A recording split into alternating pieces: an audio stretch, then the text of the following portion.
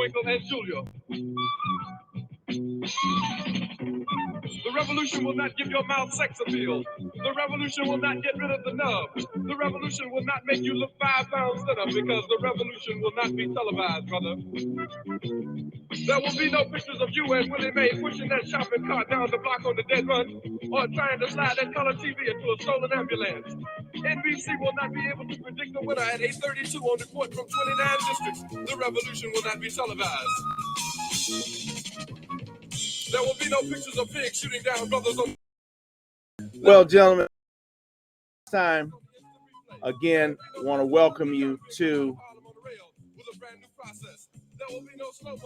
the Man Cave, this exciting, phenomenal platform and panel that is about to address some of the social justice issues and things that are going in and are on in our community, with a distinguished panel of professionals as well as police officers. Gentlemen, let's welcome our facilitator, Officer Jonathan Kennedy. Hey, what's going on? What's going on? Man, it's going down. How you doing, Pastor McFarland? Good, man. All right. I'm happy to be here. How about you? Man, I'm excited. I've been looking forward, been looking forward to this forum. Oh, yeah. Hearing all of our distinguished guests that, we put together. You've done a great job, Brother Jonathan, with putting this together. So, man, I'm ready. I'm going to be on the sidelines, in the rears. Okay. Watching and listening and ready to ask some questions, too, at the end of it. So I'm turning it over to you. Okay. All right. Well, let me have it then. All right. So, So I hope everybody's doing well. So what we're going to do here, this part of the portion of the Man Cave is going to be the social justice panel, right? We have some fantastic panel members who have graciously volunteered their time to participate in this panel, and we're going to give them the platform. But I would like to go ahead and, for some reason, they're not up here on me, but I'm going to go ahead and introduce them pretty much. So first person that we have, or one of the panel members, is Officer Preciado. She's a member of the Pasadena Police Department. She was born and raised in the city of Pasadena. She's a first-generation Mexican-American with a BA from Cal Poly Pomona and a MA from Cal State Long Beach. She has been employed with the Pasadena Police Department since May of 2021. And prior to that, she was an officer for Claremont Police Department, and she is a proud member of the Pasadena Explorers program. And so we just want to thank you for being here, Officer Preciado. Thank you. And the second person that I would like to introduce is Mr. Cloy. He is a 26-and-a-half-year veteran police officer and instructor. 10 of those years were served with the FBI, traveling the country, working cases. Mr. Cloy's training company trains officers from all over the country on how to have more positive interactions with the citizens that they serve. Stationed out of Jackson, Mississippi, he's also a longtime childhood brother of Pastor Anthony McFarland. Okay.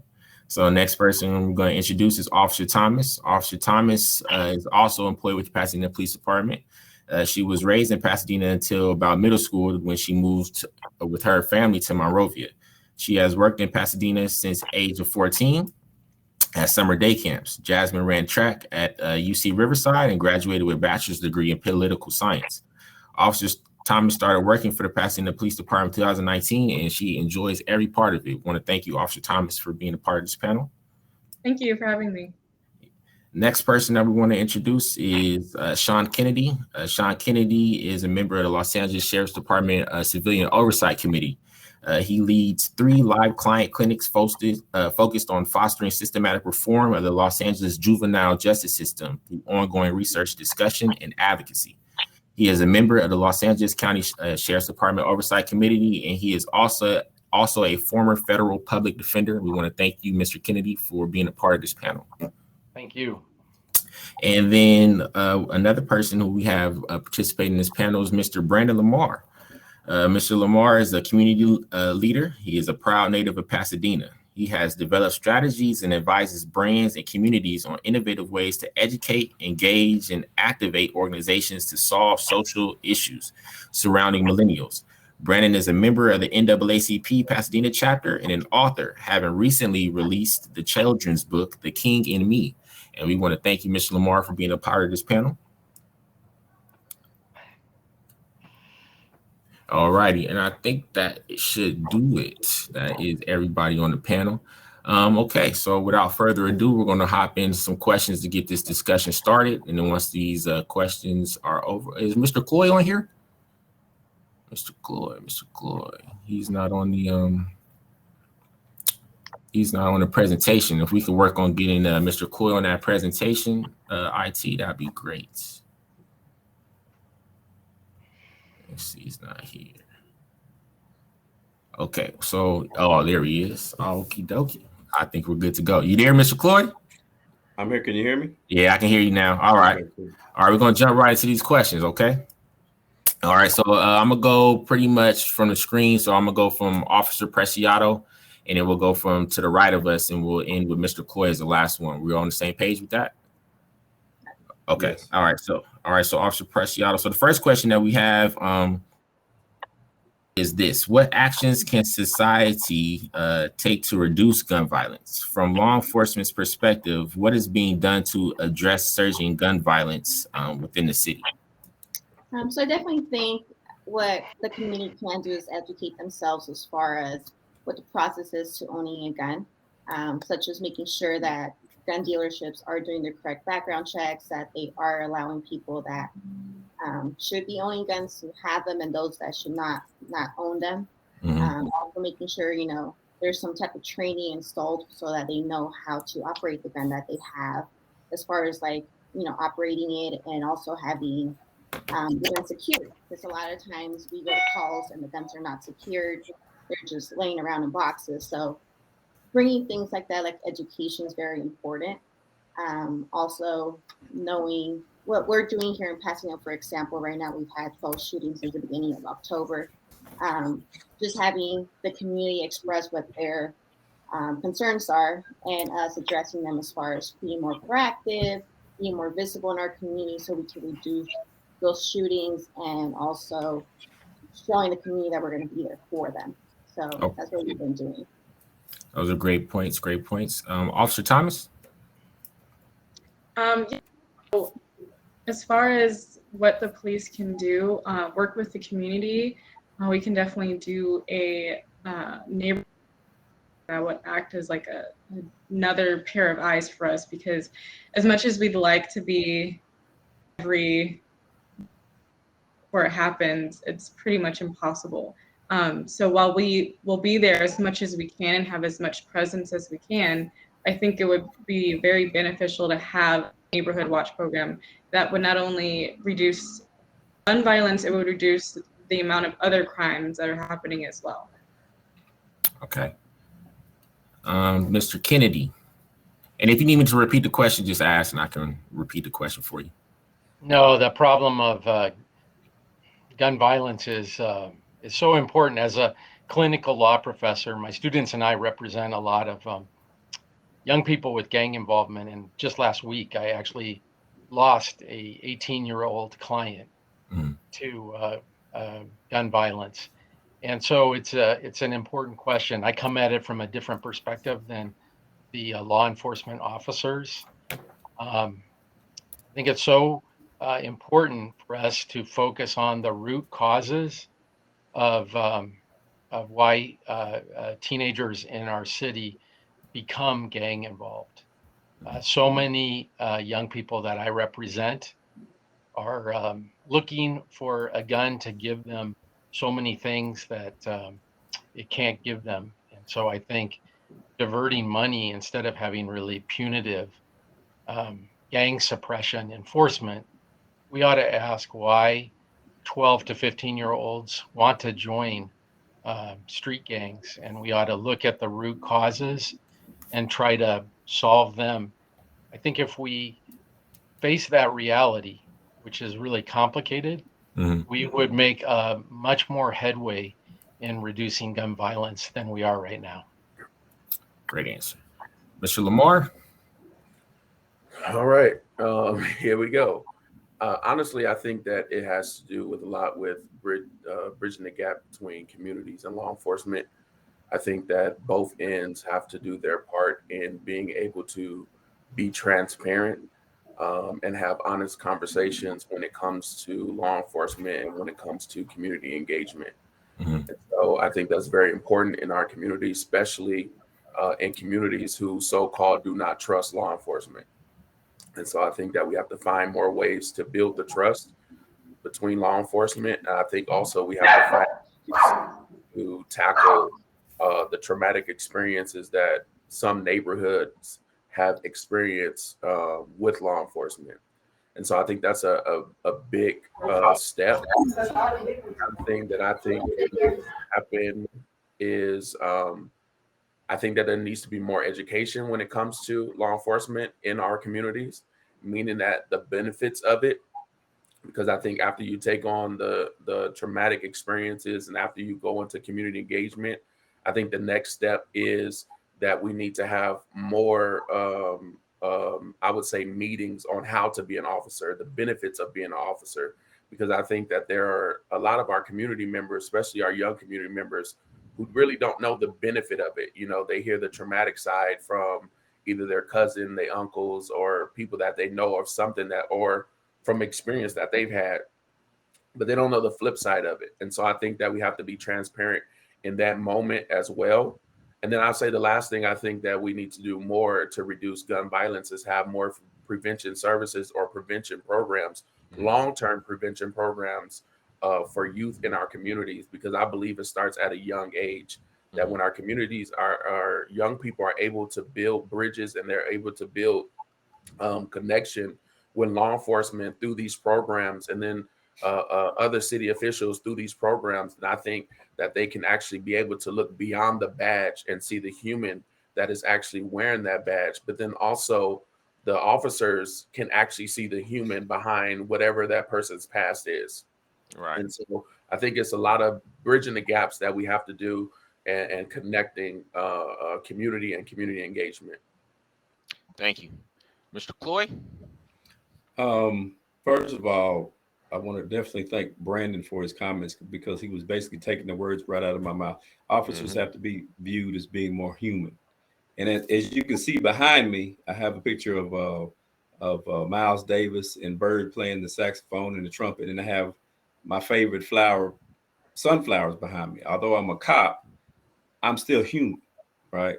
And that being said, as someone who embraced policing, I embraced it 100% in '95, and I took it on, and I took this persona and this person of this cop robot, almost like RoboCop, so to speak.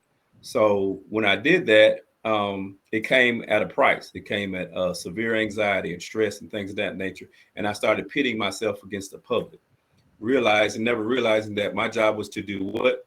Protect and serve the public.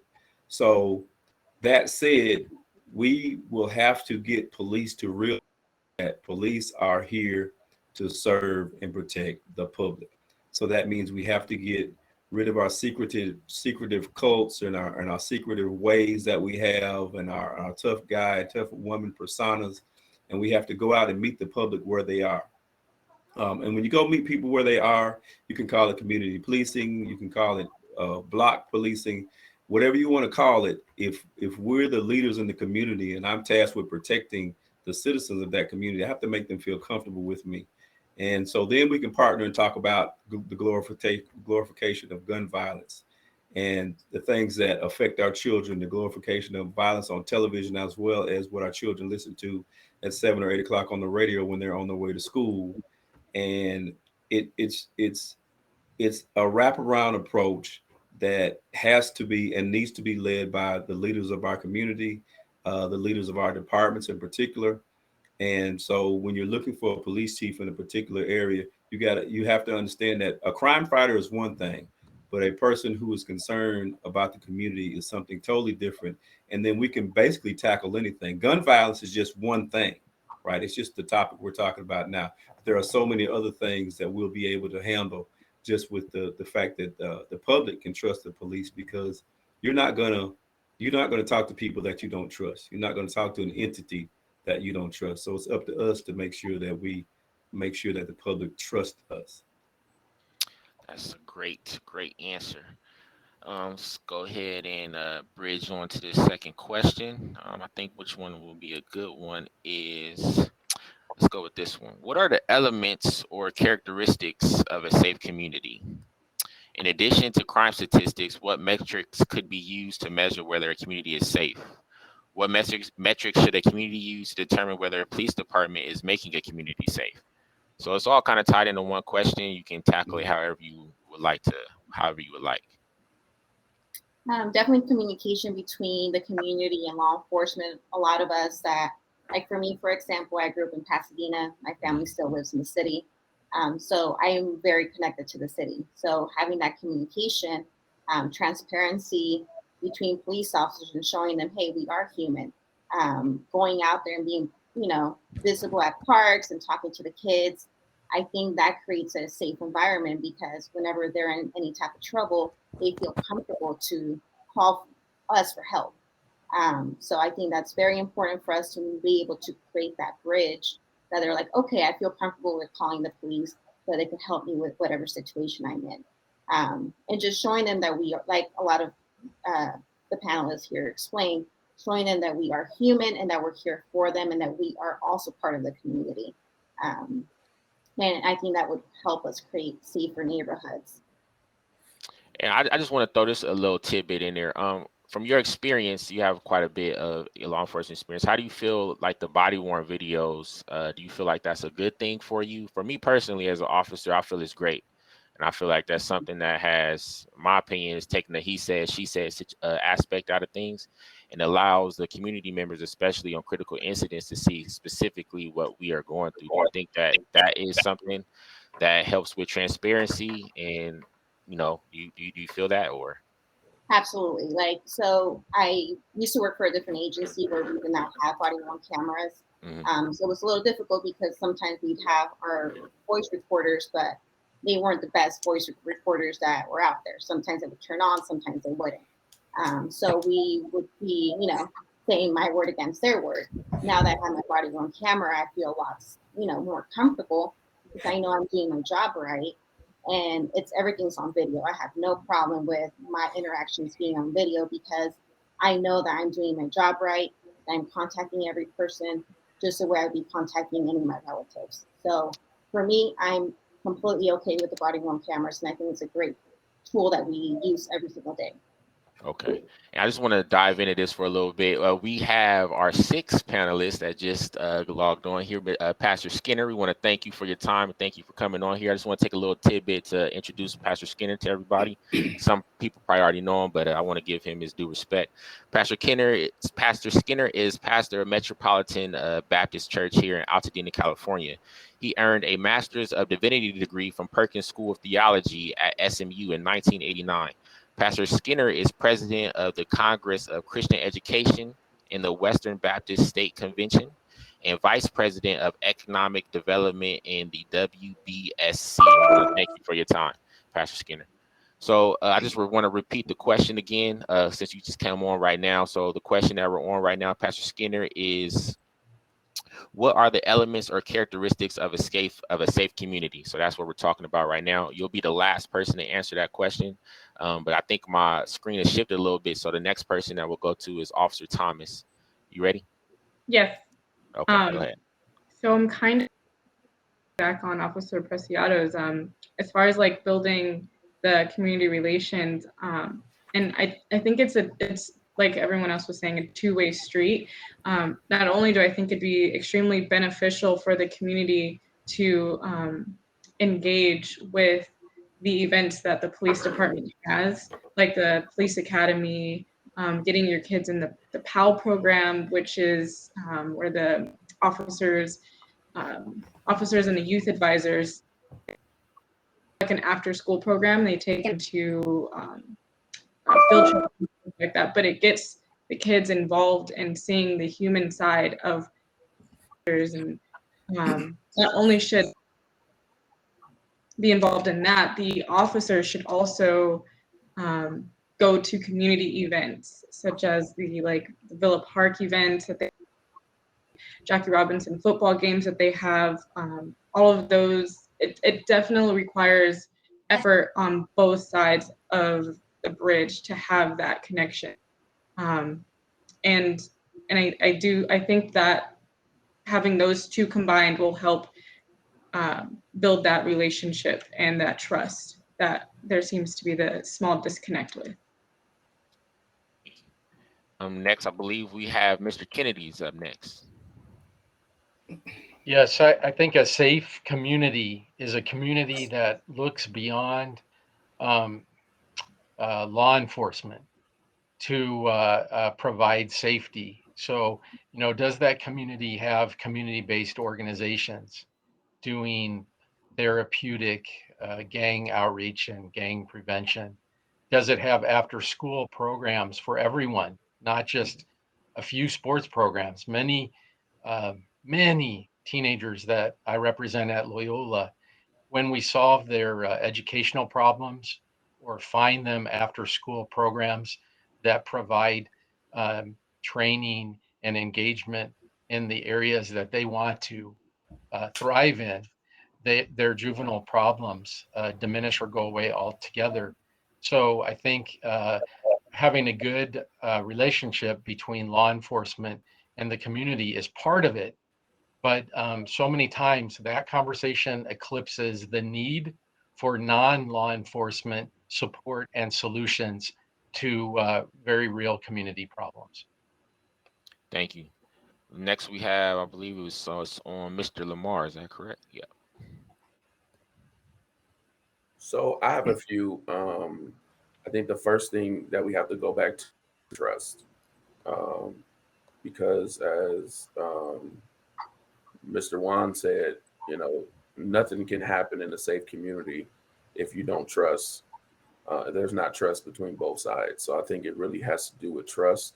I think the next thing that we have to also look at when it comes to both ends of our community is, and especially our police department, is customer service. And here's what I think about that. I think that, as all of us, if we go to a restaurant and you have a bad waiter, took 30 minutes to take your order, not coming back to see if you need anything, not coming back to see if you need a refill or anything like that, at the end of the day, you're going to say it's bad customer service. And so I think that's the same thing in the reflection of our community, is that we have to start, our officers, of course, and our community members have to have that customer service piece, checking on communities, going around to community members, going around to areas that you are patrolling. And this, I think this is going back to our initial point. This is how you see each other, and you can look beyond the badge when we actually have that customer service standpoint. And so I think that's really what it is, you guys here are to protect and serve, which let me just say this too, is that, I have nothing against officers. I think that we need police officers. I think we need amazing police officers. I have relationship and families with police officers, but I also think that we can definitely do better on both ends of the table. The next thing I'll say is, I think we have to go back, and this leads back to trust too. We have to lead back as a community, because, when we talk as in these community conversations, we always place it on the law enforcement, but I'm going to place something on my community, is that we have to go back to the standpoint of see something, say something. Got 20 seconds, Mr. Lamar. Say it again. Got 20 seconds. Thank you. That something is happening in your community, you have to say something. If something is an incident that is happening in community and you want your community to be safe, you want your police department to be safe, you want people around you to be safe, we have to go back to saying something in our community when stuff happens. And so, and then also the last thing I'll say is that we have to start having more conversation with officers who are actually patrolling our neighborhoods. I think these conversations with the chief and the deputy chief and commanders are very great, but I think we have to have these conversations with the officers that are actually looking at us every single day. And so with that being said, I'm grateful to have, Officer Thomas and Officer Arcelli here with us today. Appreciate that. Mr. Cloy? Yes, sir. I'm going to piggyback off Sean, but graduation rates are really ways to tell if our community is safe, if our kids are actually graduating from high school. beating the streets during school hours. So extracurricular activity is another one. Intramural sports, attendance. And I have this saying, I say, show me a city with a well-kept parks and rec system, and I'll show you a city with a low crime rate. Show me a city with a poor parks and rec system, and I'll show you a city with a high crime rate. I happen to live in the city with the second largest homicide rate in the country, in Jackson, Mississippi. Right now, every 1,200 and 1,227 person gets killed here. And so, but when you come to my city, I'm going to show you some poor parks and recs, and I'm also going to show you a very poor graduation rate. I'm going to show you a high pregnancy rate. So these are the metrics to measure if a city and a community is doing its job that it's supposed to be doing. Lastly, for police departments, what I've seen with my own eyes is when I was in Janesville, Wisconsin. I'd never heard of Janesville, Wisconsin. Went to Janesville, Wisconsin to train the police officers in the police department. And I saw the police department hold weekly gatherings, weekly street parties where they would cook hot dogs and hamburgers and things of that nature, have little prizes for the kids. And they had all these different social services on scene, whether it was a dentist, whether it was optometrist. You got 20 seconds, Mr. Cloyd. Mental health. So these are things, proactive things that just the police can do that cost mere pennies. And again, it shows that police just don't want to put people in jail. Our job is to create fewer criminals, not just to lock up people. Thank you. Thank you. Dr. Skinner. Thank you, Jonathan. Let me just also take the time to say that SMU is just part of my educational experience. I recently completed a doctorate with New York Theological Seminary. And the reason that I'm mentioning that as this piece, as it relates to our community, I did my doctorate on mental health in the Black church. And I think that as it relates to observing the betterment of our community, is that we have to zero in on mental health in our community. Let me just say, I'm going to piggyback on this issue of trust that I heard. I have the saying that trust is a relationship built on experiences. And the more good experiences you have, the easier it is to build trust. The more bad experiences you have, it's harder to build trust. I'm always trying to bring a message of hope. Even though you may have had bad experiences, rebuilding trust is not impossible. It is just harder. And I think that we need to concentrate on experiencing, building good experiences between the community and law enforcement, but we also need to understand that law enforcement is just one slice of the pie. I think that one of the ways that we can build community engagement is through mentorship.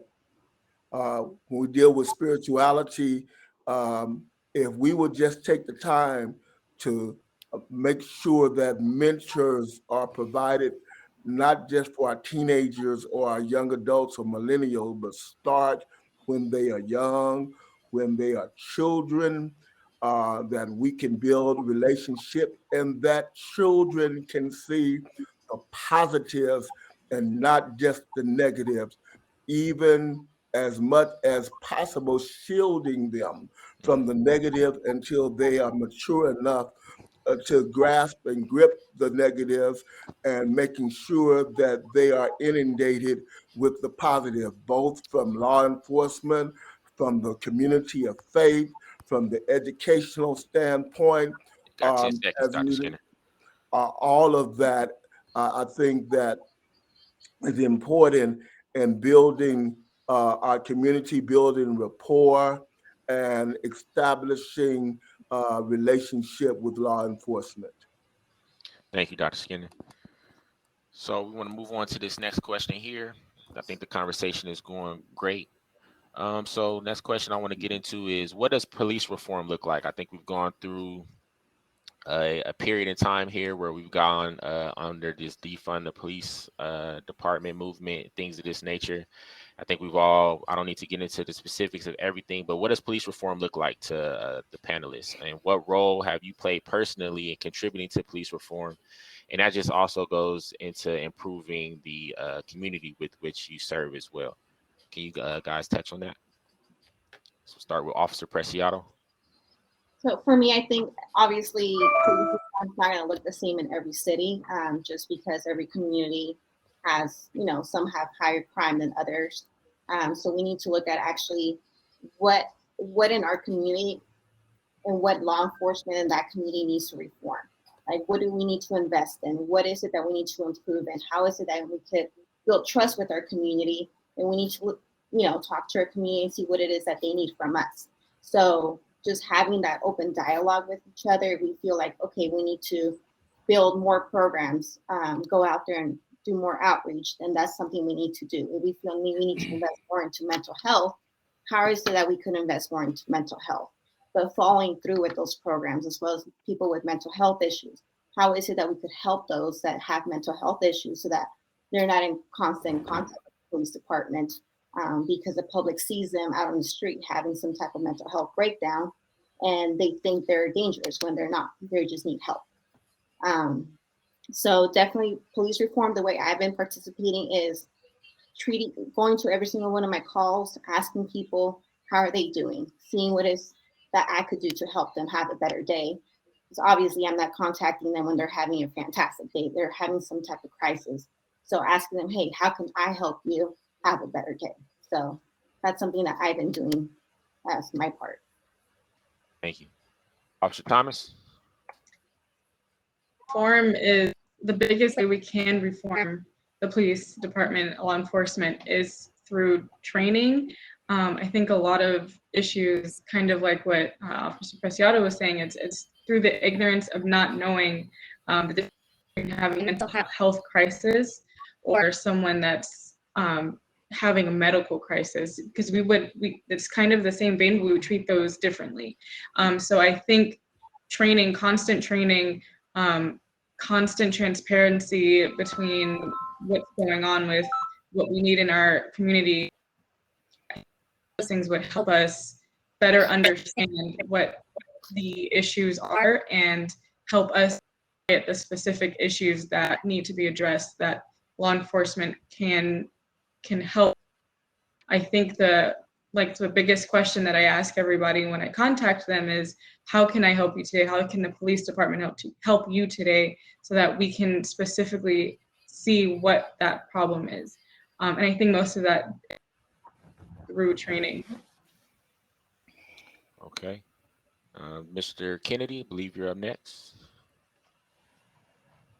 Having done civilian oversight of LA County Sheriff's Department for 5 years, this is the question. What does police reform look like? In my opinion, okay, something happened to Brother Kennedy's stream. He should reconnect in just a moment. We haven't gotten to the Q&A, but we have some. Pastor McFarland, is that me or? I'm sorry, can you hear me? Yeah, I can hear you, Mr. Kennedy. I don't know who Pastor McFarland was referring to. Okay. Go ahead with your question, yeah. So I think this is the key question. I think we have a long way to go on police reform in this country, but as has been said, I agree with some of the officers. Transparency is really important. We need to know about use of force and shootings, and it should be transparent. It should be collaborative. There should be lots of communication between. Until Jonathan gets back on, I'd like to pose a question that is brought up in the chat. Are you there, Jonathan? Yeah, I'm here. Okay. As we wait for him to rejoin us, he's the facilitator for this forum. What are your thoughts on a cop program, community on patrol in our neighborhoods to bring a local voice and a collective response to crime reduction. Pastor McFarland, Jonathan is actually on the screen. He's been on the whole time, so I'm not really sure what's going on. Can you see me, Okay, Pastor I McFarland? don't see him and hear him. So So not the- unless I'm interrupting him. Yeah, I think it's yours. The rest of the group on the chat is saying they can see and hear him. So I think it's on your end. Okay, Mr. Kennedy, I'm sorry for continuing to having to interrupt No, you on that. it's no problem. It should be collaborative. Too many times, I think law enforcement is in a bunker and resisting answering questions and engaging with the community. And the funny thing is, often having done police oversight, often I learn things I didn't know, and I'm like, now I understand. And I also think that there should be extensive civilian oversight of the police. The police are arresting and even shooting people in all of our names. There's a relationship between civilian oversight and law enforcement that is so important that we should foster instead of resist. And I believe that if we had that transparency, real collaboration, and true, mutually respectful civilian Okay, oversight. I'm coming back on. I don't know if it's in my mind or I think I'm on, Pastor McFarland. can you guys hear me and see me, or am I interrupting this, the platform because I'm not seeing or hearing any dialogue with Jonathan and the panel and the audience? Yeah, Pastor McFarland, I think what's going on is Mr. Kennedy is speaking because I asked the question, he's speaking, but then I think like you, for whatever reason, you can't see me, and then you keep coming on and We hear it interrupting. all. Well, I'm gonna go back off screen until our production team tell me different. Okay. All right. Mr. Kennedy, you have I apologize again for the third time. You got 30 seconds and then we're gonna have to move on. Yes, it's no problem. I think transparency, collaboration, and civilian oversight are the best key to making a real commitment to constitutional policing, which really should be the goal. Okay, thank you. I believe it's on Mr. Lamar now. Let me just say this is the benefits and the curses of online platforms. So I think what I would say is I'll piggyback on what everybody has already said is transparency. I think transparency on both ends is what we have to look at. And then I'll say this, that, to have real police reform, I think every community is different. Every culture in each community is different. And so I think we have to go back to looking at the needs of the community and focus on those needs of that community. And I think real reform can happen when we are actually focused on the needs of every community and how we can actually help. And so the next thing I'll say is going back to what one of the officers said about mental health services. Mental health is real. And I think that there needs to be more training on how to deal with people with mental health that deal with people who are in the middle of a mental health crisis. And so I would like to see more of that, more of those trainings. I'm pretty sure that's already happening. And then I think we also have to realize, because I think one of the things that Pasadena does fairly good at is the HOPE team when it comes to dealing with the mental health population in our city. The only thing, the negative side of that I will say is that our HOPE team is not big enough. And maybe we got can 20 do seconds at expanding that and growing that, but also expanding it through other partnerships with organizations that are in our community.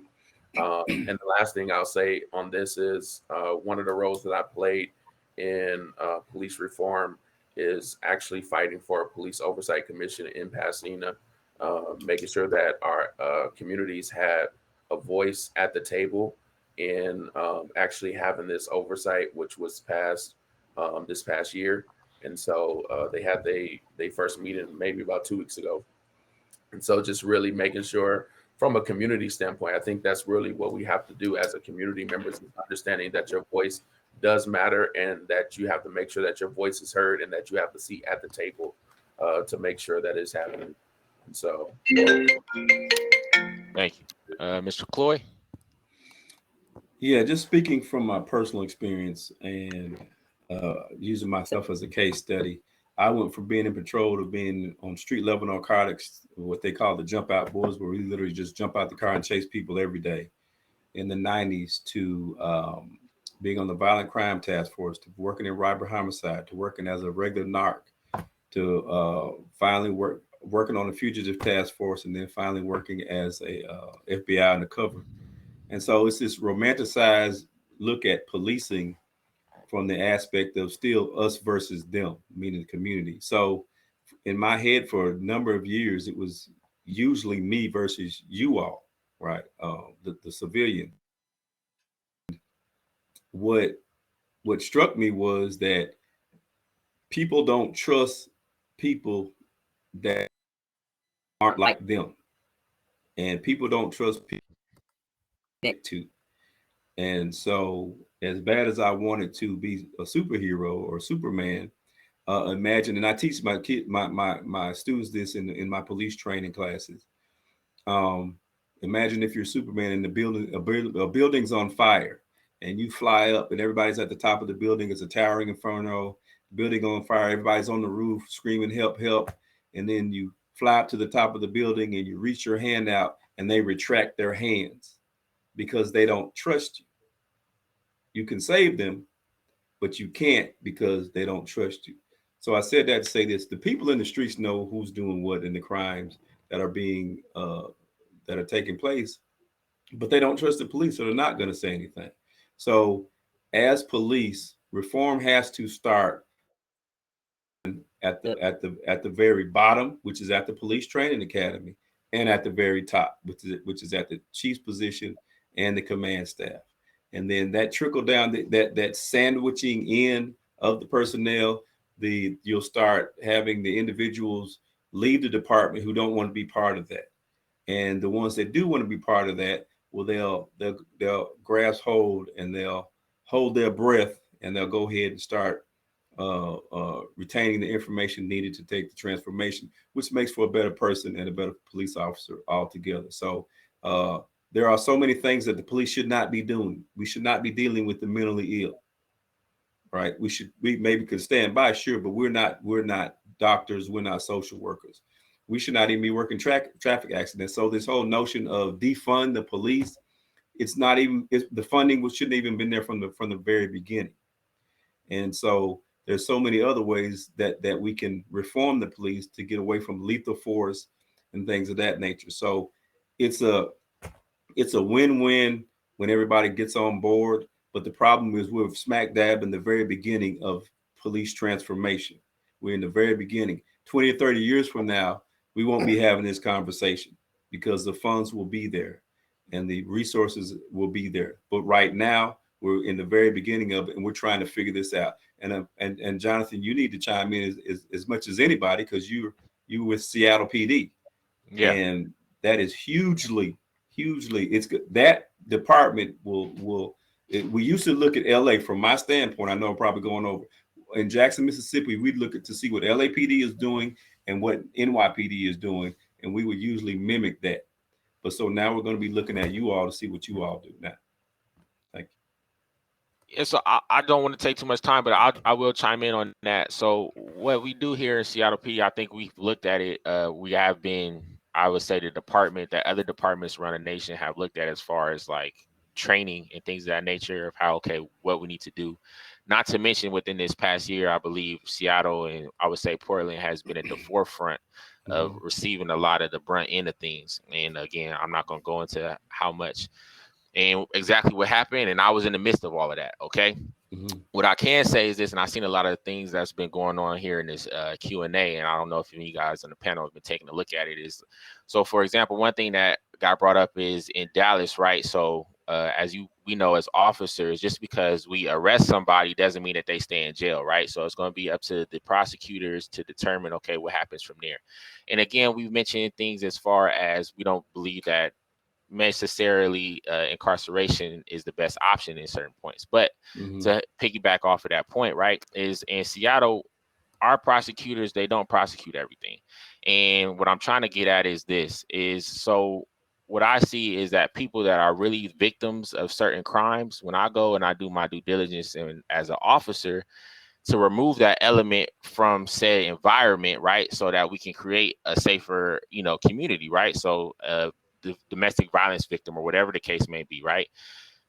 And that prosecutor decides not to prosecute that person because it's a low level assault, or rather, that victim doesn't want to come forward, right? And, no victim, no crime. That victim doesn't want to be a part of that case, then that person doesn't get prosecuted, And I see this, and what I'm piggybacking off into is that as an officer standpoint, right, when you're doing all of that work, then you start to see a low morale, right? As from an officer standpoint, okay, I'm not going to go ahead and, do A through Z if it's not going to go anywhere, and I think that that's an issue as well, so I think it's I went off on a tangent there, but it's a whole lot of, different topics and things of that nature that we could get into. But I want to get into Dr. Skinner though.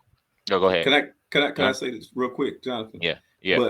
But see, we take it personal when it's not our job to take it personal. And because we have to do what the people want, not what we want. Mm-hmm. Right. And I get it though. We don't want to keep arresting the guy over and over again. Mm-hmm. But if they say that that's what they want, then that's what they want. And it goes back to the customer service aspect too. It's not that Mr. Lamar was trying to equate police officers to waiters, and I don't think that's what you were doing. And I'm not trying to say that, Mr. Lamar. But what he was doing, he was touching on that customer service aspect, and what Officer Thomas and Officer Preciado touched on a little bit as well. That interaction, that everyday contacts that you come in with people, right? You treat them with respect, right? No matter if they're that murderer who's been convicted, twice, and you dealt with them before, because as an officer, you're dealing with 5% of the population 95% of the time, right? And so regardless of how many times you come into contact with that person, like, okay, yeah, I just arrested you last week on this gun charge. Oh yeah, you just beat up your baby mama last week. I know, you have these type of interactions, and that's not always the case, but I'm just using that as an example, right? The customer service aspect, you still need to treat that person with the same amount of respect as you would treat that doctor who's never been arrested before, right? Or that doctor, or that person, that's on, straight and narrow. That customer service aspect needs to be there, So we'll get into you, Dr. Skinner. As it relates to police reform, everybody's talking about transparency, and transparency is okay, but transparency with rigidity will not work. What do I mean by that? Unless both sides are willing to change how they see and interact with one another, just transparency itself will not do. Every person in the community is not a criminal, and every cop or every police person, every law enforcement personnel is not dirty. Yes, there are criminals, and yes, there are dirty law enforcement, but we need to stop lumping everybody into the same bag on both sides and sit down and have an open and real dialogue on how we can meet in the middle. And so, yes, I do feel that there needs to be community involvement in police oversight and reform, but I also need us to understand that there are policemen, police persons, and law enforcement that really want to do that which is right and good for our communities. I think that, again, we all need to really do our best to work together. When I think of community policing, I don't just think of law enforcement doing the policing. I think of all entities involved in what it needs to take to turn communities around. I think that we do need to look at a great economic piece, because especially in blighted communities and usually in communities of color, there is a large percentage that could be helped if more jobs were available, if more training was available. And so when we look at all of those pieces, and everybody has been doing the mental health piece. Well, if policemen are not trained in that response and should not be trained in that response, we need to make sure that there's dialogue on how it can still be addressed in our communities, working along with law enforcement, working along with the education system, working along with the community of faith, and right on down the line. And I think that that's what we need to really look Dr. at. Skinner, you got 20 seconds. It's going to take time. We didn't get into this situation overnight, and it's not going to be remedied overnight either. Okay, so now I want to transition. Thank you, Dr. Skinner. Now I want to transition into some Q&A. We have a lot of questions here, and let's get into that. So let's see here. Let's look at this Q&A. I want to get into something good.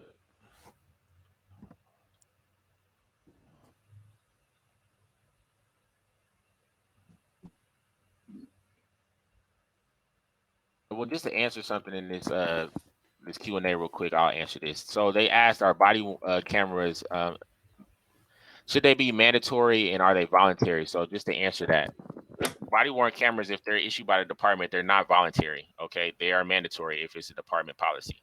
We'll use, for example, I believe Sean Kennedy, Mr. Kennedy touched on this, like the Los Angeles Sheriff's Department. Not every department or every station has body worn cameras, so therefore they don't have to even worry about voluntary or not. So when shootings and things of that nature happen, all you have to go off of is just the officer's report of what happened. You don't really see real life, incidences that happen. Whereas compared to, say, in Seattle PD, any type of thing that happens or that goes on, say, God forbid, I get into an officer involved shooting, or somebody says, hey, you violated my rights and you pulled me over for something that I did not do.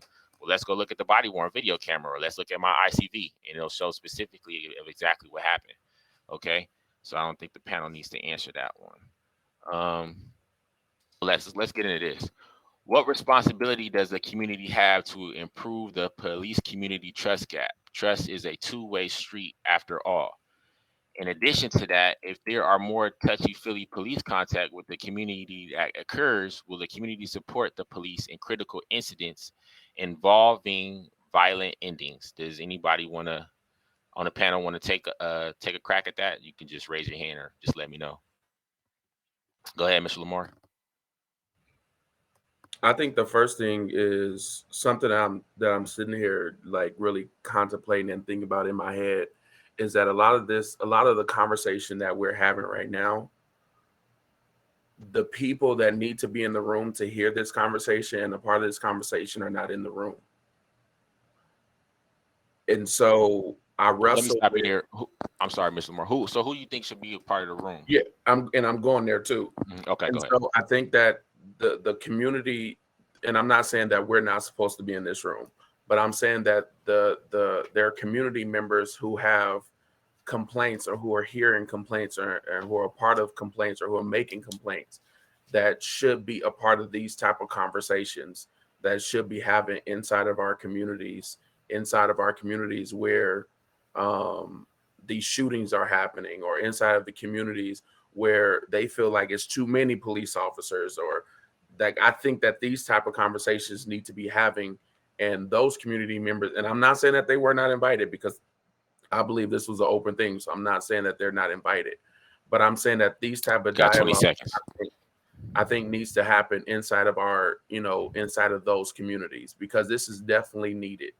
The next thing I'll say is, I think in order to bridge the gap, in order to have more trust, I have to go back to saying we have to have hard conversations. We have to deal with the traumatic experiences that has happened inside of our communities, between police officers and our community members. Those are hard conversations.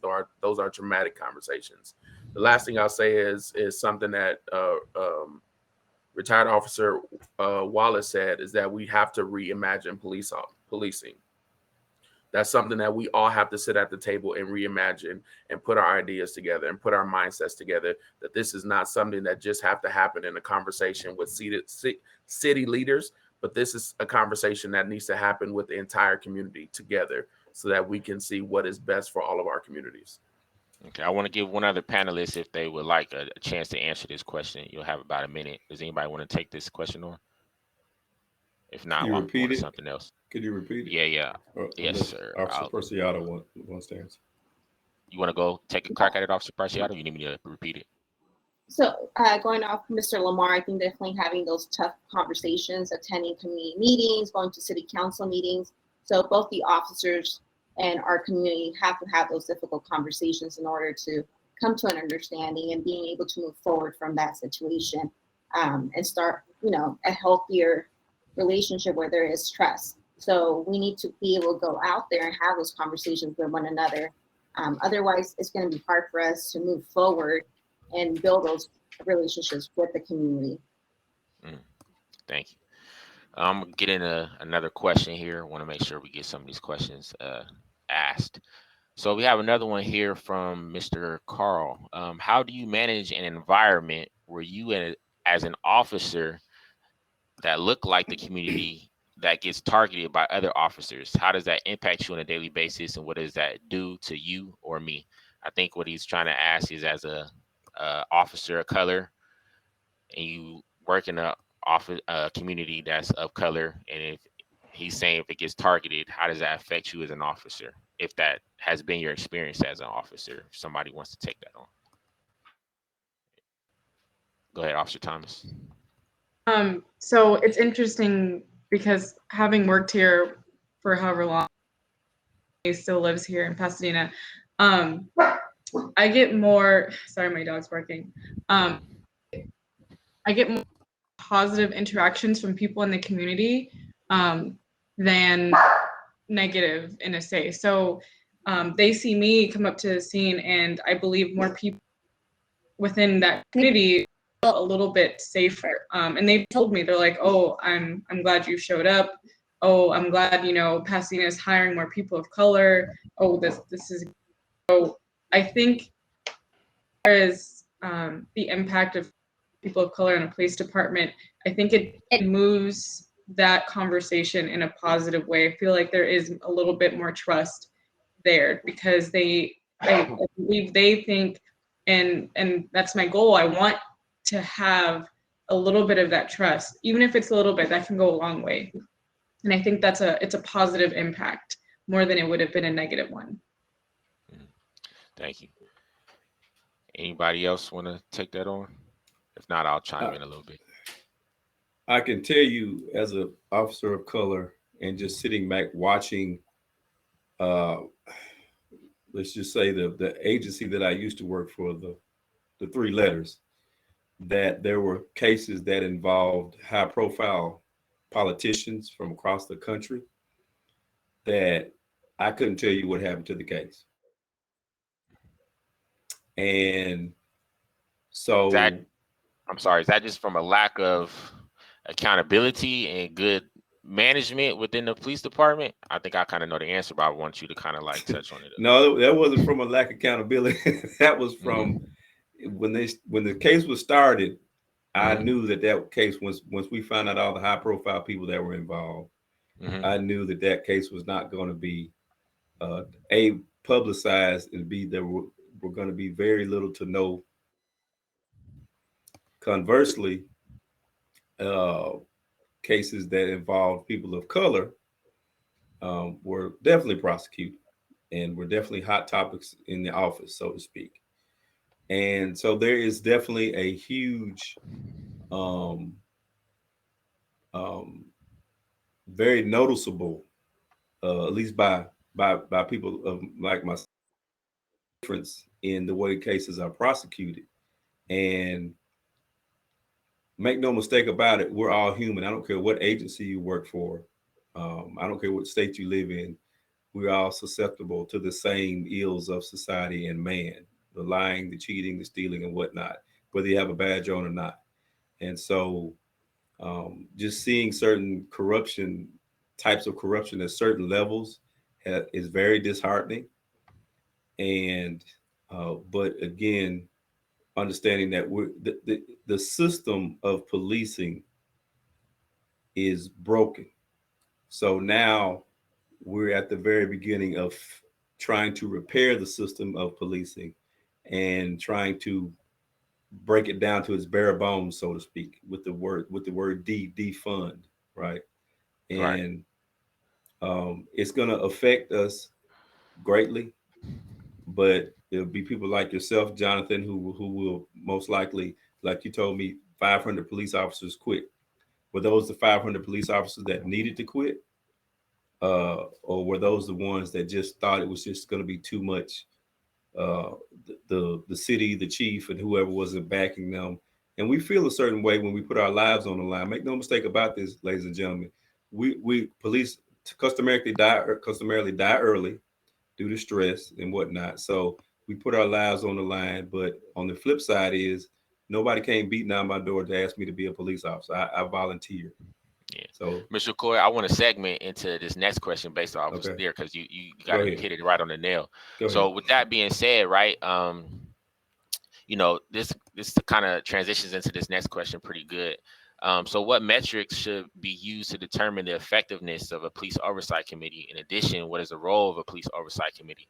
And to answer your question is because a lot of these officers left because of how, I guess you would say, how stringent and how difficult it can be with the politics within the city that I work in, you know, because you are held to a very strict standard. And if you don't meet that, you know, you are going to be called out about that. So, Mr. Kennedy, do you have anything that you would like to share in regards to that question?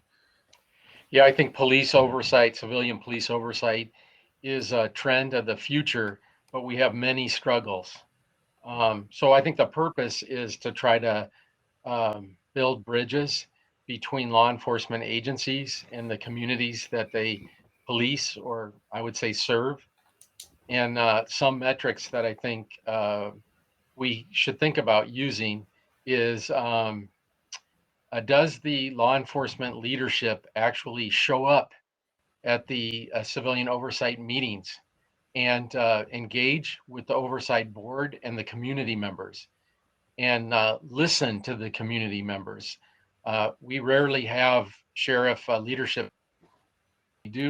They stay a very short period of time, and then they don't listen to the public comments. I think that's not ideal. Another metric I think is our uses of force, particularly deputy shootings or officer shootings. Are they is there transparency? Are they explained? And can the public access that information, understanding that obviously there are some security concerns, but we should really be upfront about uses of force, because I think they're a real measure of lack of trust. And finally, do law enforcement, do they look like the communities that they serve? Is there a real commitment to diversity and constitutional policing? Sometimes I look at the sheriff's department that I work with and the lack of women deputies. I mean, there are some, but it's not nearly what I would think. And you know, I just wonder, couldn't we get better at that? Right. So we've got to wrap it up here in about 4 minutes. So if nobody else does anybody else want to tackle that question? Or if not, I'll transition to one more question and then gonna have to wrap it up a little bit. I can go ahead. Go ahead. Go ahead, Doc. Go ahead, Doc. No, you go on. No, you. This is a good question for a civilian. Go ahead. There's a term that has become familiar within the last 25 years or so, PTSD. And I think that what we've got to remember is that happens on both sides of the fence. We've got to remember that those of you who are law enforcement and serve as peace officers, police officers, you are involved and you experience it on a day-to-day basis. Those of you who have families, I'm sure you don't take it for granted when you get off of your service time and you get a chance to get home to your family. By that same token, people of color, especially men of color, also suffer PTSD. I want to blame it on media and social media.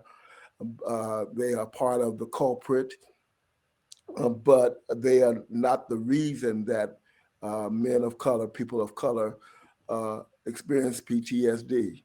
I am not aware of many men of color who have some type of emotional or psychological reaction to law enforcement. You got 30 seconds, Dr. Skinner. Not just because of what the media has portrayed, but because of their personal experiences, including me. And I think that we both need to deal with some psychological reasoning on how to get past that.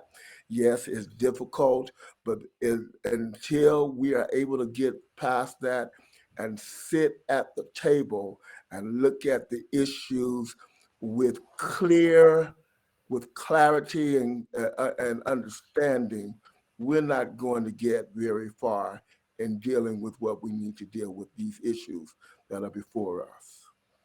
Okay, thank you for that. There's a question in here. I think I'll go ahead and answer this. I don't think the panel needs to address, but it's what level of allegiance is expected to the police union when you may personally disagree with an officer-involved shooting as an officer of color?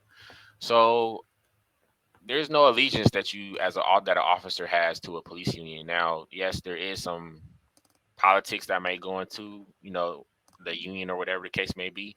That's just with any other job. But if you disagree with something, you personally as an officer disagree with that, whether you make that public or you make that private, or that's your own personal choice.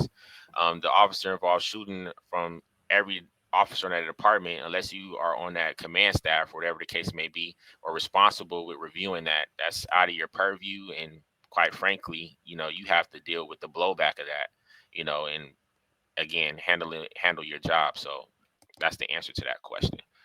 Hey, John, so I was a police union president for 10 years for our police department. And I can tell you that I changed the face of our union. If you did wrong, you did wrong. The purpose of a police officer is to protect and serve. It's not to be protected by a police union. The union the only entities that the union should fight with is the city government in order to improve the living of a police officer, for pay, for security, job security, things of that nature. But when a police officer does something wrong, the police union should be the first to stand up and say, this officer shouldn't be here. Let's get rid of him, or what have you. And to touch on that point, because that union, correct me if I'm wrong, it represents the body of that those officers that work for that department, right? So if that union doesn't speak out against it, it's almost as if, like, if that officer did wrong, then the union is with it. And I think from the community standpoint, when that doesn't happen from the union, they think of it as like, oh, okay, look, they're just trying to protect their own. And so, yeah, I understand exactly. And we confuse the Fraternal Order of Police, which is a national police union, which has been known to do a number of things, that we totally disavowed them. To just your own local union, I think is sufficient, and because you have your own problems in your own city, so there's no national union that should be telling a local union or advising them on what to do. Right, and that's just because there's no national standards for police officers to begin with either. So each city, in each county, whatever the case may be, they do things that their own way. So that will pretty much do it for our panel today. I thank everybody for their participation. I'm sorry I wasn't able to get into all the Q&As. Is there any closing remarks anybody on the panel would like to give? Yes. Okay, I just want to thank you guys for having us, and I hope that Officer Preciado and Officer Thomas's fresh, beautiful faces remain that way 25 years from now. And they're smiling and happy, and they're positive about the outlook of life and being a police officer. Yeah, and they represent the women in law enforcement that Mr. Kennedy was referring to, exactly. And it's just not, and so we thank you guys. Yeah, thank you. Awesome. We're very excited to be here and to serve our community and continue to do so. Thank you. Awesome. Pastor. Everybody, please give this phenomenal panel a big applause. Thank you, Jonathan, for facilitating this panel. Reverend Tyrone Skinner, thank you. Officer Presidio Juan Cloy out of Mississippi. Jasmine Thompson, Officer Thompson, Kennedy, Brandon, everybody, thank you so much for being a part of this forum. It was very informative. There's more to discuss, and I want to encourage you all. There will be a survey. Everyone will receive a survey at the end of this conference.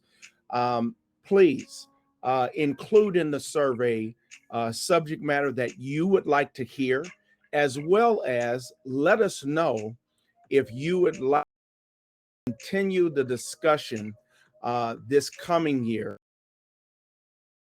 coming summer, prelude to next year's Man Cave.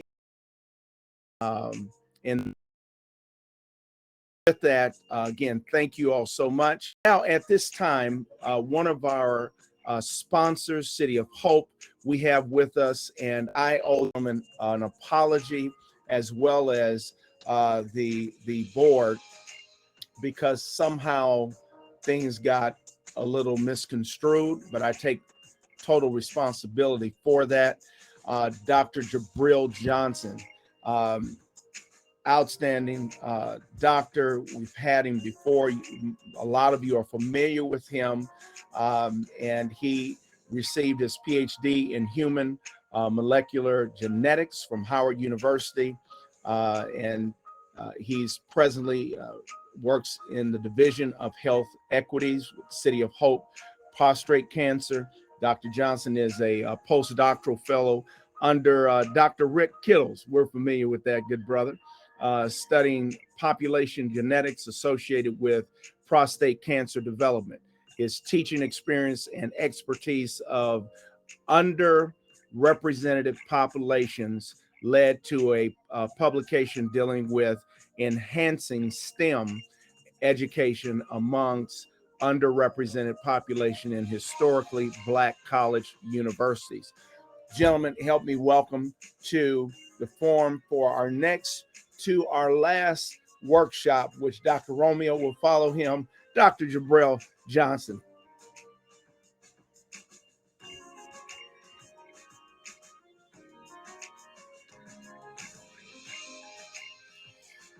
Waiting for him to bring him up.